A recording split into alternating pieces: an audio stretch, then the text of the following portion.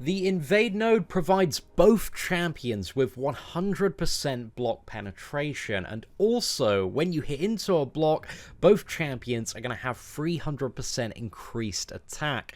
This node can destroy you, or if you play cleverly, there are some ways to easily destroy this node whenever you see it.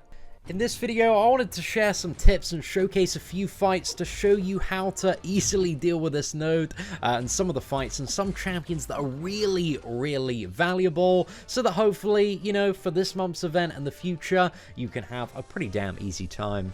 But Seatin, I don't have a Corvus. Well, don't worry, mate, because everybody's favorite super effective champion also has the ability to strike critical hits through block. And on this node, where you have 300% attack, the crits are making so much of a big difference. So the ultimate Invade champion is Corvus.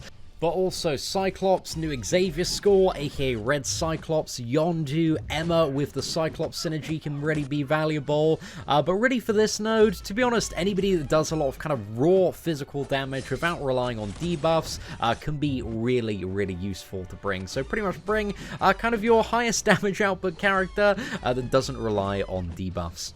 Now, the essential tactic is you're looking to utilize those close range evades, like you are building up poise charges, because this will often trigger AI behavior that causes them to dash back and hold a solid block. So you see what we're doing here is we're just pushing Magneto as much back as possible, getting a very lucky chain here, where all he is doing is literally dash backing and blocking. So having great luck with a 3-star Corvus on the Invade node here.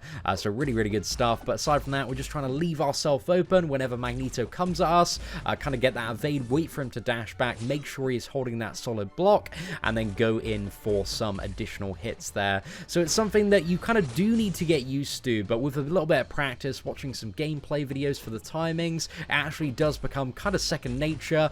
You've just got to keep a very close eye on those dashbacks after you evade. There are as well certain characters like Ghost who are going to run into additional challenges where she is phasing when she dashes back and doesn't have a crit buff.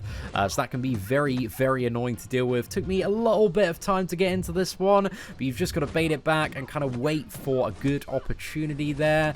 And also baiting out the special one on Ghost can be very useful because she can only phase when she doesn't have a crit buff. So you can see here, she dashes back, we get kind of the first infall there, another dash back, we can go for a 4 combo, and remember, you only want to do the medium triple light combo, and then you want to back off there. No more hits than that. That's the golden rule, because with the medium triple light combo, you are always going to have time to recover after, so it's very useful. You can see here, we mess up, we make a few mistakes, but we manage to kind of get back into the swing of things here a little bit. She dashes back again, she's got the crit, so she's not going to phase there, and we get even more damage on with the Cyclops man. Super effective. I finally figured out where Cyclops is effective, ladies and gentlemen. It only took me a year and a bit, but this is it. He was made for the Invade champions, for everybody that hasn't got Corvus, because he can crit through block.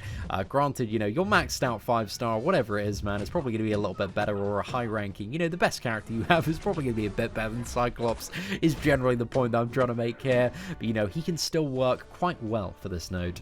Now, as we mentioned at the start of the video, Corvus is just beyond crazy for the Invade nodes, man. He's ridiculous. Even as a 4-star, even as a 3-star, man, you can get this done, because as long as he has glaive charges, every single hit into the block is going to be a crit, amplified with that 300% attack bonus, and as long as he has at least one glaive charge, he is immune to death. He's immortal, he cannot die, so this just makes him exceptionally crazy for fights like Void, which we're going to see in a second.